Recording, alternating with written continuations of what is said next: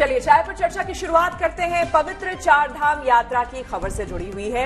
शुरुआत देखिए हो गई है, 10 मई से हो रही है पवित्र चार धाम यात्रा की, और इसके साथ ही यानी कि 10 मई को ही केदारनाथ धाम के कपाट खुलेंगे। इसलिए धाम के कपाट खोलने की प्रक्रिया भी शुरू हो गई है। केदारनाथ धाम से करीब 24 किलोमीटर दूर ऊखीमठ के ओंकारेश्वर मंदिर में विधि विधान के साथ बाबा भैरव की पूजा अर्चना की गई। पंचमुखी डोली केदारनाथ धाम के लिए प्रस्थान करके अपने प्रथम पड़ाव गुप्त काशी पहुंच गई है। 7 मई को गुप्त काशी से फाटा, 8 मई को गौरीकुंड और 9 मई को गौरीकुंड से चलकर शाम को श्री केदारनाथ धाम पहुंचेगी और 10 मई को कपाट खुल जाएंगे।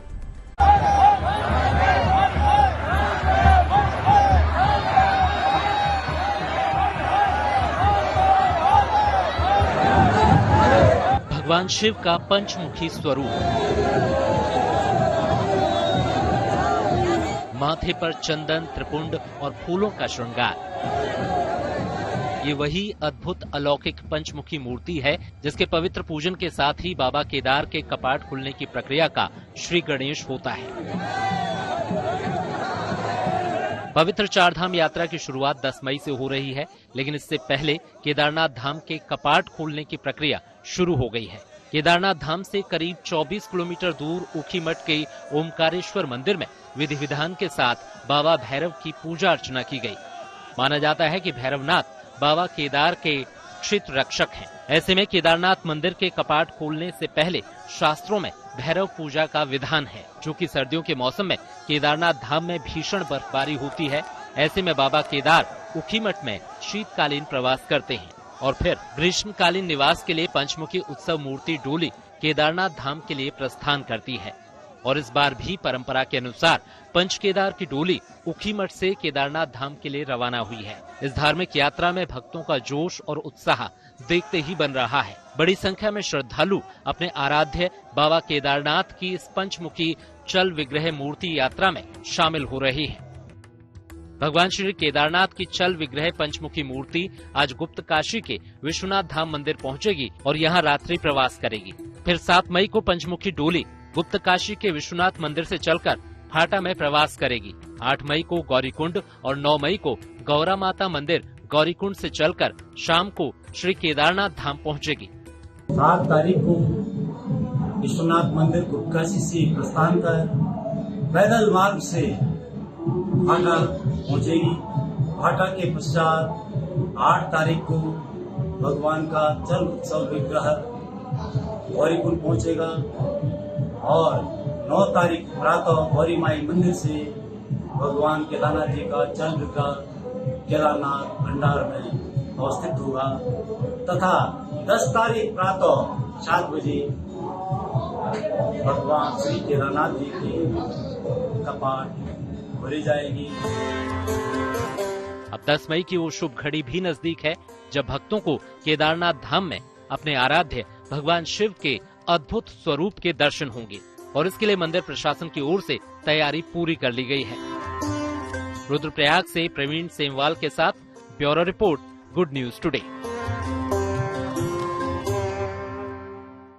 उत्तराखंड में हर साल शुरू होने वाले महातीर्थ की तैयारियां अपने आखिरी चरण में पहुंच गई हैं। व्यवस्थाएं तेजी से दुरुस्त की जा रही ताकि यात्रियों को किसी भी तरह की कोई परेशानी न हो। अधिकारी लगातार तैयारियों का जायजा ले रहे हैं। मसलन हेल्थ सर्विस, यात्री रजिस्ट्रेशन सेंटर और पार्किंग व्यवस्था जैसी सुविधाओं पे प्रशासन की विशेष नजर है। गंगोत्री और यमुनोत्री में भी खास इंतजाम किए जा रहे हैं। उत्तराखंड में महातीर्थ की महातैयारियां शुरू हो गई हैं। चारधाम यात्रा के दौरान यात्रियों की सुविधा से जुड़े तमाम पहलुओं का ध्यान रखा जा रहा है। खुद उत्तराखंड के मुख्यमंत्री पुष्कर सिंह धामी तैयारियों पर नजर बनाए हुए हैं। श्रद्धालुओं के स्वागत के भी भव्य इंतजाम किए जा रहे हैं। खबर ये भी है कि बद्री केदारनाथ धाम के कपाट खुलने पर श्रद्धालुओं पर हेलीकॉप्टर से पुष्प वर्षा की जाएगी। फिलहाल तमाम सरकारी विभाग व्यवस्था चाक चौबंद करने में जुटे हैं। इसी सिलसिले में जिलाधिकारी डॉक्टर मेहरबान सिंह बिष्ट गंगोत्री धाम पहुंचे, जहां उन्होंने हेल्थ सर्विसेज, रजिस्ट्रेशन सेंटर और पार्किंग व्यवस्था की जानकारी ली। उसमें देखा हमने जो हमारे काम है, चाहे पार्किंग से संबंधित, टॉयलेट से संबंधित, स्वास्थ्य से संबंधित, लाइट से संबंधित हो, पानी से संबंधित, तो सब पे देखा, चर्चा किया, ओवरऑल सब बढ़िया चल रहा है, सब ठीक है। क्या छोटी छोटी जो त्रुटियां हैं उसको 1-2 दिन में हम उनको ठीक करने के लिए निर्देशित कर दिया है। बताया जा रहा है कि इस बार गंगोत्री मंदिर परिसर में श्रद्धालुओं की सहूलियत के लिए डॉक्टरों की टीम भी तैनात रहेगी। वहीं दूसरी तरफ गंगोत्री मंदिर समिति भी तीर्थयात्रियों के स्वागत के लिए पूरी तरह तैयार है। गंगोत्री धाम के कपाट दिनांक 10 मई को समस्त तीर्थयात्रियों के लिए 12:20 पर खोल दिए जाएंगे। आप आए मां गंगा के पावन चरणों में और दर्शन करें। जहां बाबा केदार का दर श्रद्धालुओं की आवाजाही से गुलजार होगा, वहीं मां गंगा का गंगोत्री धाम भी तीर्थयात्रियों को बुला रहा है। महातीर्थ के लिए भव्य तैयारियां जारी हैं। अब सबको पवित्र धामों के कपाट खुलने की शुभ घड़ी का इंतजार है। ऊखीमठ से प्रवीण सेमवाल और गंगोत्री से ओमकार बहुगुणा के साथ bureau report, good news today.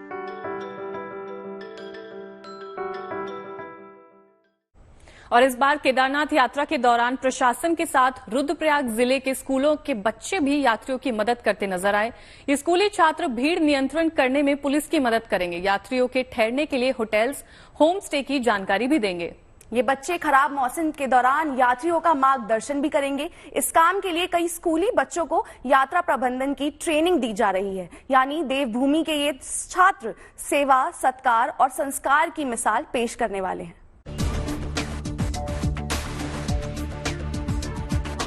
10 मई से आरंभ होने वाली केदारनाथ यात्रा के लिए जहां एक तरफ यहां आने वाले श्रद्धालु तैयार हो रहे हैं, तो वहीं दूसरी ओर उनकी सेवा और सत्कार के लिए ये स्कूली बच्चे भी अपनी कमर कस रहे हैं।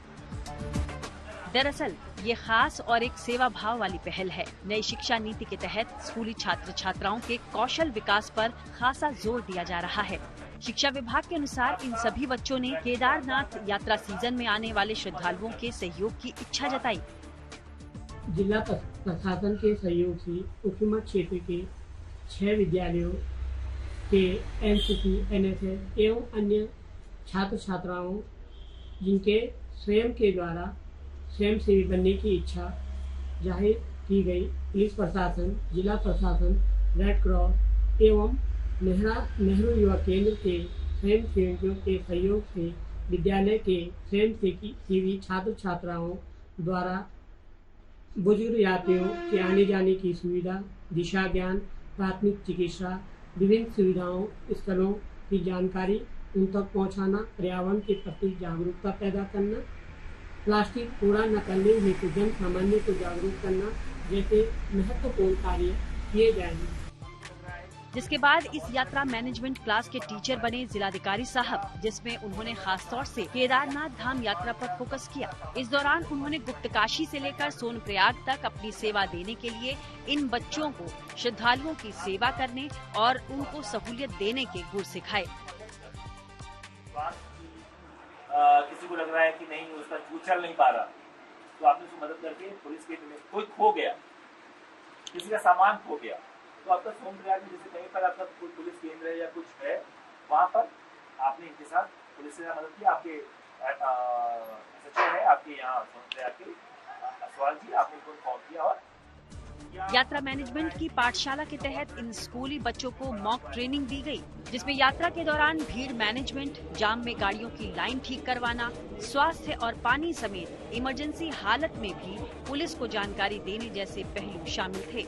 फिलहाल तो यात्रा मैनेजमेंट के जरिए ये बच्चे पर्यटन, हॉस्पिटैलिटी, क्राउड मैनेजमेंट के साथ ही यात्रियों की दूसरी मदद भी करेंगे, तो वहीं सेवा सत्कार के माध्यम से अपने संस्कार को भी तीर्थयात्रियों के सामने प्रदर्शित करने का इनको मौका मिलेगा। रुद्रप्रयाग से प्रवीण सेमवाल के साथ bureau report, good news today. और अब बात बाबा बर्फानी की। बर्फ से घिरे पवित्र अमरनाथ धाम मार्ग को खोलने की कवायद जारी है और इस बीच पवित्र गुफा से हिम शिवलिंग की पहली तस्वीर सामने आई है। ये शिवलिंग हर साल सर्दियों में बर्फबारी के दौरान अपना आकार लेता है। आपको बता दें कि मई जून के दरमियान भक्तों को बाबा बर्फानी के दर्शन का सौभाग्य प्राप्त होता है जब अमरनाथ यात्रा शुरू होती है। तो चलिए आपको करवाते हैं बाबा बर्फानी की गुफा से शिवलिंग के दर्शन।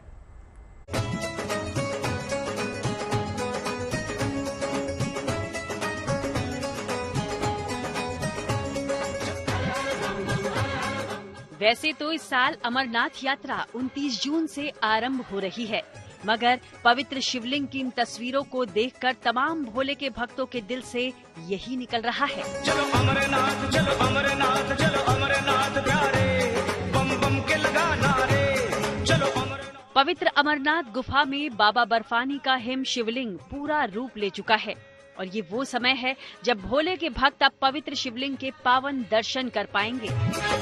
गुफा में टपकती पानी की बूंदों से बर्फ का शिवलिंग बनता है। हर साल सर्दी के मौसम में शिवलिंग आकार लेता है और इस बार करीब 8 फीट ऊंचा शिवलिंग बना है। 12,756 फीट की ऊंचाई पर बाबा बर्फानी की पवित्र गुफा श्रद्धालुओं की आस्था का केंद्र प्राचीन समय से रही है। जहां देश में एक तरफ आम चुनाव हो रहे हैं और जम्मू कश्मीर में विधानसभा चुनाव भी होने हैं सितंबर से पहले, उस बीच पूरी तरह से जम्मू कश्मीर सरकार और अमरनाथ श्राइन बोर्ड यात्रा की तैयारियों में जुट गया है। अमरनाथ यात्रा के लिए रजिस्ट्रेशन 15 अप्रैल से ही शुरू हो चुका है। हर साल इस यात्रा को जम्मू कश्मीर सरकार और श्री अमरनाथ जी श्राइन बोर्ड मिलकर करते आए हैं और ऐसे में यहाँ साल भर बर्फ से घिरे रास्तों को खोलने की प्रक्रिया प्रशासन और बीआरओ ने शुरू कर दी है।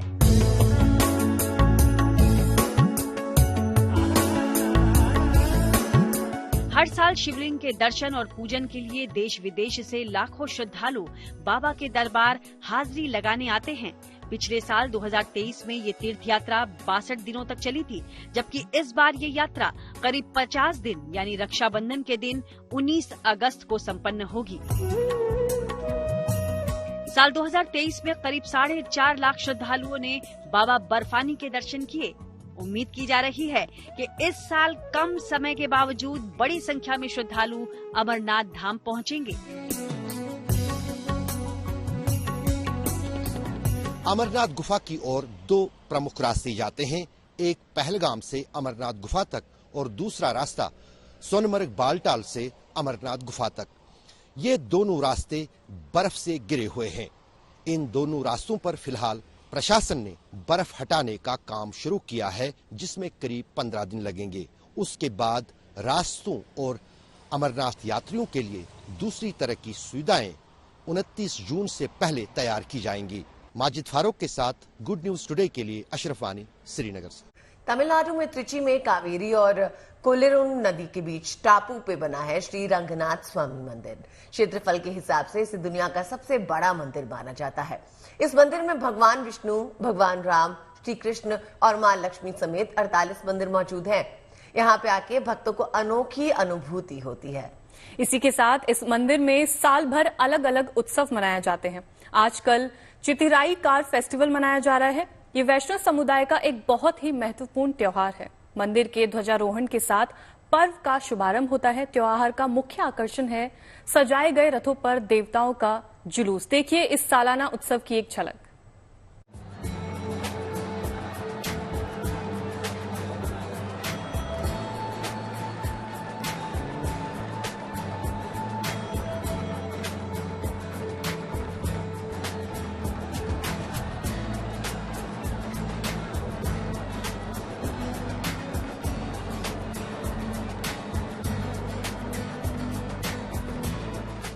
झीलों का शहर उदयपुर हो, राजस्थान की शाही विरासत को संजोए हुए जोधपुर, यहाँ पर गुलाबी नगरी जयपुर, यहाँ पर शांति की तलाश में जाने वाले पहाड़ी इलाके बेहतरीन प्राकृतिक सौंदर्य के लिए जाने जाते हैं। खूबसूरत समुद्री तट, सैर सपाटे के लिए मशहूर इन इलाकों की अब एक अलग पहचान बनती जा रही है और वो है डेस्टिनेशन वेडिंग।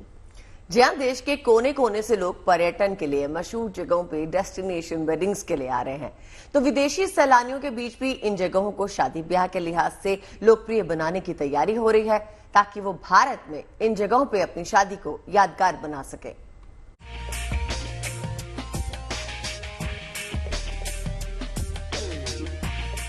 भारत की सांस्कृतिक विरासत, परंपराएं, खान पान, सभ्यता और संस्कृति भी देश भर के लोगों को आकर्षित करती है। यही वजह है कि अब भारत में शादियों से जुड़े इवेंट को बढ़ावा देने की तैयारी की जा रही है। क्योंकि शादी ब्याह का मौका हर किसी के लिए अहम होता है। चाहे किसी भी धर्म, संप्रदाय या संस्कृति के लोग हों, वो अपने परिवार में शादी ब्याह को पीढ़ी दर पीढ़ी के लिए यादगार बनाना चाहते। तो इसके लिए भारत से बेहतरीन और कोई जगह नहीं हो सकती। दुनिया के लोगों को यही बताने के लिए जयपुर में वेड इन इंडिया एक्सपो आयोजित किया गया।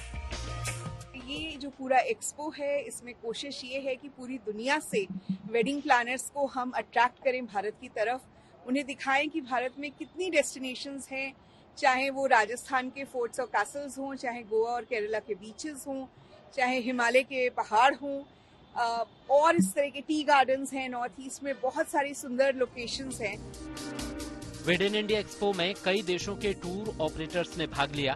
शादियों के लिए भारत में उन्हें बेहतरीन सुविधाएं और सहूलियतें मिल सकती हैं, यही बताने की यहाँ कोशिश की गई है, ताकि देश में पर्यटन और आर्थिक विकास को भी बढ़ावा मिल सके।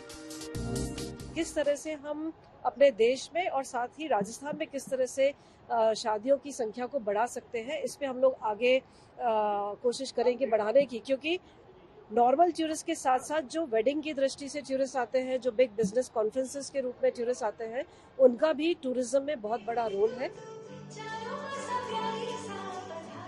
वेड इन इंडिया एक्सपो में एक फिल्म का प्रीमियर भी किया गया, जिसमें शादियों के लिए भारत की खूबसूरत जगहों की झलक दिखाई गई, ताकि विदेशों से सैर सपाटे के लिए भारत आने वाले लोग यहाँ शादी ब्याह के समारोह आयोजित करने के लिए भी आकर्षित हों।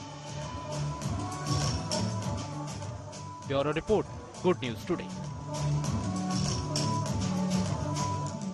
और आइए अब आपको ऐसे दो लोगों से मिलवाते हैं जिन्होंने अपने हौसले, हिम्मत और जज्बे की बदौलत वो कर दिखाया जिसकी वजह से लोग उन्हें सलाम कर रहे हैं। जी हाँ, 19 साल के अस्मित की जिंदगी में एक हादसे ने अंधेरा भर दिया था, लेकिन उन्होंने अपने विल पावर और मेहनत कर वो दिखाया है जो कि बिल्कुल भी आसान नहीं था। अस्मित ने जेईई परीक्षा पास करके अपने परिवार का सीना गर्व से चौड़ा कर दिया है। आपको कश्मीर की बेटी सीरत से भी मिलवाते हैं, जिन्होंने बिना किसी गाइडेंस और कोचिंग के यूपीएससी जैसी परीक्षा में 516 रैंक हासिल की है। जम्मू कश्मीर के राजौरी से करीब 70 किलोमीटर दूर एक गांव की रहने वाली सीरत आज अपने इलाके की बेटियों के लिए कामयाबी का दूसरा नाम बन गई हैं। मंजिलें उन्हें मिलती हैं जिनके सपनों में जान होती है। पंखों से कुछ नहीं होता, हौसलों से उड़ान होती है। इन पंक्तियों को यथार्थ कर दिखाया है 19 साल के अस्मित ने, जिन्होंने साहस और दृढ़ संकल्प की बदौलत जेईई मेन परीक्षा क्वालिफाई की। यह अस्मित का हौसला, हिम्मत और जुनून ही था जो आज इस मुकाम तक पहुंच सके, क्योंकि 4 साल पहले यानी 2020 में एक हादसे में अस्मित को गोली लग गई थी। मुझे गोली लगी थी, टोटल पैरालिसिस उसी वक्त हो गई थी, जैसे गोली लगी मैं वैसे गिर गया था। 13 बड़ी सर्जरियां हुई। इस बीच वो वेंटिलेटर पर भी पहुंचे, लेकिन जिंदगी को उनके लिए कुछ और ही मंजूर था। उन्होंने हार नहीं मानी। मोबाइल और इंटरनेट के जरिए पहले ओपन स्कूल से 12वीं की परीक्षा पास की, फिर जेईई जैसी मुश्किल परीक्षा की तैयारी की। फर्स्ट अटेम्प्ट मैंने दिया, अच्छा नहीं था रिजल्ट, मैथ्स में बहुत खराब आया था मेरे। उसके बाद स्टडीज करते करते जब जेईई का सेकंड सेशन आया तो उस टाइम में मेरा मैथ्स थोड़ा स्ट्रांग हो गया था। अपनी शारीरिक कमजोरी को कभी मजबूरी नहीं बनने देने वाले अस्मित की कामयाबी, उनके हौसले, हिम्मत और जुनून को हर कोई सलाम कर रहा है। वहीं कश्मीर के राजौरी की रहने वाली सीरत बाजी ने जीवन के तमाम संघर्षों को पार करते हुए, तमाम दुश्वारियों से लोहा लेते हुए यूपीएससी परीक्षा में 516वीं रैंक हासिल की। राजौरी से करीब 70 किलोमीटर दूर कंथोल के सुदूर गांव की रहने वाली सीरत के लिए यहां तक पहुंचना आसान नहीं था। My studies and I continued कि मुझे I will definitely sit for UPSC। जब केएस हो गया तो उसके बाद आई थॉट कि मुझे करना चाहिए, and I continued that thing, और उसके बाद अल्हम्दुलिल्लाह आई गॉट सिलेक्टेड। यूपीएससी परीक्षा पास करने के बाद जब सीरत पहली बार अपने गांव पहुंची तो उनका स्वागत किया गया। पूरे गांव ने सीरत की इस कामयाबी का जश्न मनाया। चंडीगढ़ से ललित शर्मा के साथ bureau report, good news today. और चलिए अब आपको लिए चलते हैं मुंबई की शान के सफरनामे पर। मुंबई लोकल की ही तरह मुंबई की बसें मुंबईकरों के लिए लाइफलाइन कही जाती है। घोड़े के ट्राम से शुरू हुआ बेस्ट का ये सफर अब इलेक्ट्रिक से चलने वाली देश की पहली एसी डबल डेकर बस की यात्रा तक पहुंच चुका है। मुंबई में परिवहन की सुविधा देने वाले बेस्ट ने अपने 150 साल पूरे कर लिए हैं। बेस्ट 1874 से परिवहन सेवाएं दे रहा है। इस खास मौके पर बेस्ट के सफर को दिखाने के लिए पब्लिक के लिए एक प्रदर्शनी भी लगाई गई। मुंबई लोकल मुंबई करों की जान है तो मुंबई की सड़कों पर फराटा भरने वाली बेस्ट बसें मुंबई की शान है। मुंबई लोकल की तरह ही रोजाना लाखों यात्रियों को उनकी मंजिल तक पहुंचाने वाली बेस्ट बसें मुंबई की लाइफलाइन है। बृहन मुंबई म्यूनिसिपल कॉरपोरेशन के तहत चलने वाली बेस्ट बसों ने 150 साल पूरे कर लिए हैं। 1874 से शुरू हुई सार्वजनिक परिवहन की सेवा ने तब से अब तक परिवर्तन के कई दौर देखे हैं। 1874 में ट्रांसपोर्ट के रूप में मुंबई में पहली ट्रम कार चलाई गई, जो कुछ इस तरह की थी, घोड़ों द्वारा खींची जाती थी। ये जो घोड़ा है इस ट्रम कार को जो है मौके पर ले जाता था और जब वापस आना होता था तो इसी घोड़े को घुमा करके ला करके यहाँ पर बांध दिया जाता था और फिर दोबारा इसी ट्रम कार को खींचा जाता था। जो जानकारी है उसके हिसाब से 2 घोड़े मिलकर लगभग 40 यात्रियों को खींचते थे, जबकि एक घोड़े से 25 यात्री खींचे जाने लग गए। ट्रम कार के बाद दूसरी जो बस आई वो इलेक्ट्रिक बस आई, जो इलेक्ट्रिक के जरिए चलती थी। बढ़ती ट्रैफिक के चलते, बढ़ती भीड़ के चलते आखिरकार ट्रम बसें बंद होने लगी और इस तरह से 1964 में इलेक्ट्रिक से चलने वाली ये बस आई। लगभग 10 साल इसने यात्रियों को सेवा दिया, उसके बाद ये भी विलुप्त हो गई। इस म्यूजियम में बेस्ट बसों की पूरी जर्नी मिनिएचर फोटोग्राफ्स के जरिए दिखाई गई हैं। साथ ही अलग अलग देशों के नोट और सिक्के भी इस म्यूजियम में लोगों के आकर्षण का केंद्र बने हुए हैं। चलिए आपको बताते हैं बेस्ट ने 150 सालों की अपनी यात्रा कैसे तय की। 1873 में बम्बई में ट्राम चलाने के लिए कंपनी बनी, जिसका नाम था बॉम्बे ट्रामवे कंपनी। नवंबर 1905 में इस कंपनी ने वाडी बंदर में एक थर्मल पावर स्टेशन चालू किया। इस पावर स्टेशन से ट्राम को बिजली दी गई और कंपनी का नाम Bombay electric supply and tramway रखा गया। 1947 में बेस्ट म्यूनिसिपल कॉरपोरेशन की अंडरटेकिंग बनी और इसका नाम Bombay electric supply and transport रखा। 1995 में बम्बई का नाम मुंबई रखे जाने पर बेस्ट का नया नामकरण Brihan Mumbai electric supply and transport हुआ, जो कि आज तक है। तो आप भी अगर बेस्ट बसों के गौरवशाली इतिहास को देखना समझना चाहते हैं, उसे करीब से महसूस करना चाहते हैं, तो म्यूजियम आपका इंतजार कर रहा है। मुंबई से धर्मेंद्र दुबे के साथ bureau report, good news today. देखिए एक शेर है, मुझे तो बहुत पसंद आई है, उम्मीद है आपको भी पसंद आएगी, कि नहीं बदल सकते हम खुद को औरों के हिसाब से। भाई दाद दीजिए। वाह वाह वाह। बिल्कुल, कि नहीं बदल सकते हम खुद को औरों के हिसाब से। एक लिबास हमें भी दिया है शख्सियत में अपने मिजाज से। क्या बात है, क्या बात है, क्या बात है। देखिए भाग्य के भरोसे रहोगे तो उम्र निकल जाएगी, मेहनत करोगे तो जिंदगी संवर जाएगी। बिल्कुल, अकेले खड़े रहने का साहस रखिए, दुनिया ज्ञान देती है, साथ नहीं। तभी तो कहते हैं दोस्त वही जो भीड़ में खोने ना दे और लक्ष्य वही जो रात में सोने ना दे। क्या बात है। देखिए ऐसी ही पॉजिटिव सोच और अच्छी खबरों के साथ हम हर रोज आते हैं शाम 5 बजे आपके साथ चाय पीने के लिए। तो अभी इजाजत दीजिए, कल फिर होगी मुलाकात। आप देखते रहिए गुड न्यूज टुडे।